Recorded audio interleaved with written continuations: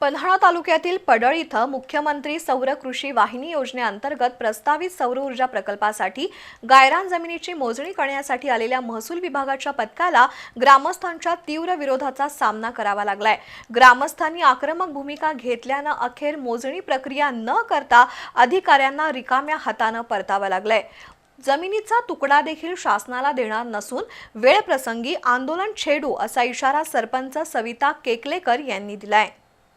महावितरण कंपनीकडून शेतकऱ्यांना दिवसा वीज पुरवठा करण्याच्या उद्देशानं पडळ गावातील गायरान गट क्रमांक 971 आणि 1181 मधील सुमारे 15.53 हेक्टर जमीन सौर प्रकल्पासाठी मागवण्यात आली आहे। या जमिनीचा 30 वर्षाच्या भाडेपट्ट्यावर ताबा देण्याबाबत जिल्हाधिकारी कार्यालयाकडून आदेश देण्यात आलाय। त्यानुसार महसूल विभागाचं पथक मोजणीसाठी गावात दाखल झालं होतं। मात्र याबाबतची माहिती मिळताच सरपंच, ग्रामपंचायत सदस्य आणि मोठ्या संख्येनं ग्रामस्थ घटनास्थळी जमा झाले। काही दिवसांपूर्वीच पडळ ग्रामसभेत या प्रकल्पासाठी जमीन देण्यास विरोधाचा ठराव मंजूर करण्यात आला होता। तरीही प्रशासन जमीन मोजण्यासाठी येत असल्यानं ग्रामस्थांनी तीव्र संताप व्यक्त करत मोजणी प्रक्रिया रोखली।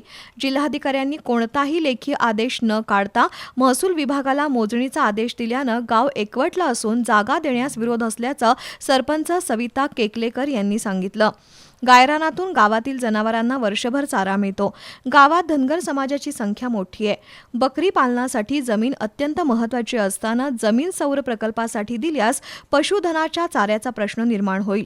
तसंच या परिसरात विविध योजनांमधून लावलेली सुमारे 3000 झाडं नष्ट होण्याची भीती व्यक्त करण्यात आली आहे। दरम्यान परिस्थिती तणावपूर्ण होत असल्यानं महसूल पथकानं मोजणी थांबवून तिथून माघार घेतली। यावेळी सरपंच सविता केकलेकर, संजय कदम, बाजीराव नांगरे, महादेव शेंडे, तानाजी पाटील, प्रदीप चौगुले, सुधाकर पाटील, चंद्रकांत कांबळे, आनंद कांबळे, मारुती कांबळे, अरविंद पाटील, नवनाथ पाटील, उपसरपंच, ग्रामपंचायत सदस्य आणि ग्रामस्थ उपस्थित होते।